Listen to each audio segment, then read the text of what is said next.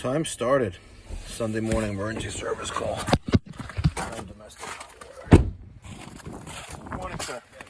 I understand you have no hot water here. Okay, I'm here to fix that. You know we have a service contract, right? Yep, so you don't pay an emergency rates. And because the last time they didn't have it down, it was done wrong. So oh, okay. I just want to make sure that you knew that before Yep. we start. Yep, I know where it is. Oh, okay. I'm down here. Okay. No problem. Thank you, sir.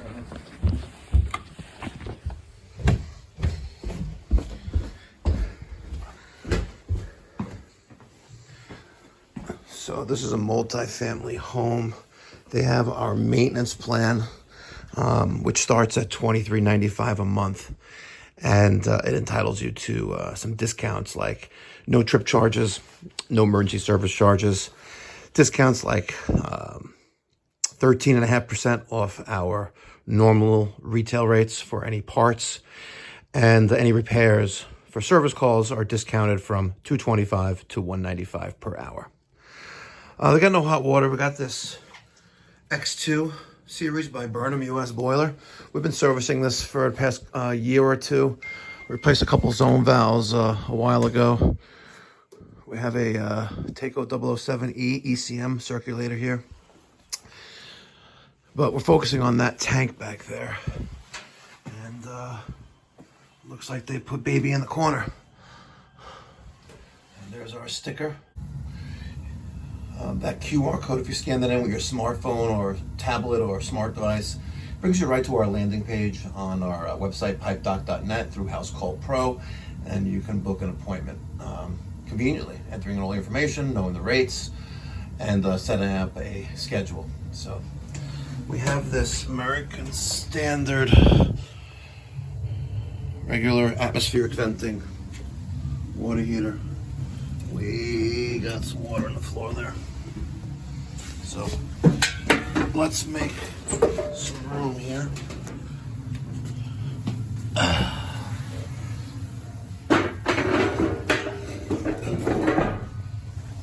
gonna have to make some room here. Don't ask how I manhandled that filing cabinet. Let's see what we got here. We have 40,000 BTU, 40 gallon. We got some water on the floor here. We got some water on the floor, but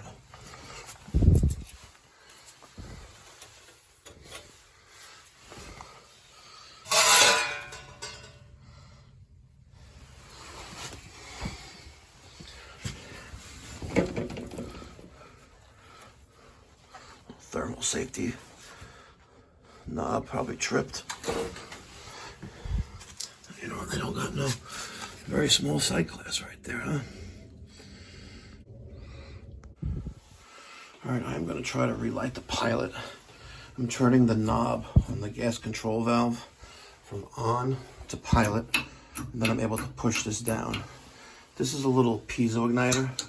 Creates a spark at the end of this line inside the combustion chamber. I'm going to turn off the flash and see if we could see the flash of the spark from the piezo igniter in the combustion chamber by looking through that sight glass. All right. Oh, you see it. There it is. So let me hold down that black knob.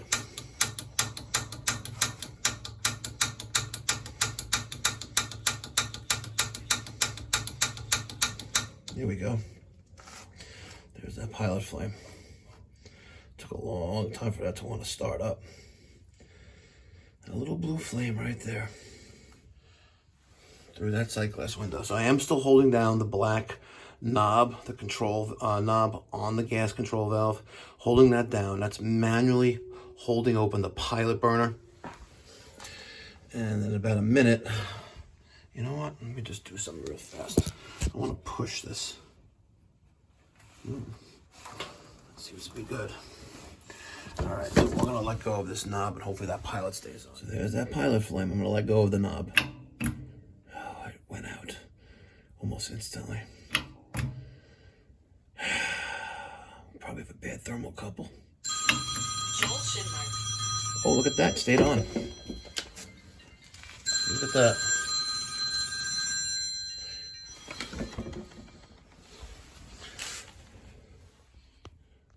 All right, so our pilot flame is staying on. All right, so what I'm gonna do next is I'm going to turn the pilot knob on the gas control valve from pilot to on. Let's see what happens. Look at that. Like magic. Nice flame. Not too shabby. Now, as far as this, where's this water coming from? That's a great question.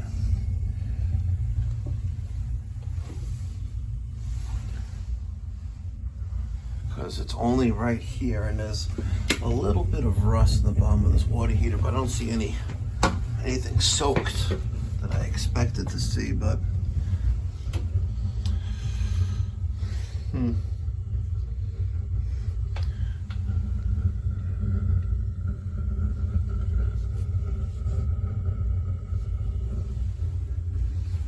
see anything visible on the outside. Maybe a small fracture in the tank. I put my finger inside the relief valve. The relief valve. See, we got a little bit of discharge on that relief valve. Yep, we got water in there. You see? Some moisture. Oh, here, look at that. See? It's all wet, and we have some drops of water there on the drip leg because probably this is not even tight. Yeah, there's no Teflon on there. So our water heater is, God knows when this was manufactured. It's probably due for replacement. Now, I don't know if you can hear it in the background, but we got like a percolating sound. Listen carefully. We got that percolating sound in the coming from the bottom of the tank, and what's going on with that is quite simple. When you have that like that percolating sound or popping noises, it's usually caused by a buildup of sediment. You know, the minerals, iron, rust at the bottom of the tank, and the water gets trapped beneath the sediment layer and boils, right, creating popping sounds as steam bubbles try to escape. This indicates you need to flush out your water heater. Now, if you haven't flushed out your water heater from year one on an annual basis, imagine pulling off a scab off your skin. You're gonna bleed, right? So if you try to flush out a water heater that's more than 7, 8, 9, 10 years old, I wouldn't touch a water heater more than 5 years old. If it's over than 5, I'm not messing with the anode rod. I'm not flushing out the tank, because you're really playing with fire, especially if you have high heavy water with iron. So that percolating sound, only way to get rid of that is if it was a newer tank, to flush out from the bottom drain. Open and close the valve, hook up a garden hose there, open and close that, and the pressure changes between your draining and you're adding it back up will stir up all the sediment at the bottom, and you can try to get most of it out. Sometimes it gets clogged in the drain. If you got a plastic drain valve, this one's brass, but if you have a plastic drain valve, it's gonna clog that up, and you're gonna have to like blow back into it and try to get it to free up again. But that popping sound, and the water and the relief valve discharging, perfect candidate for a new water heater.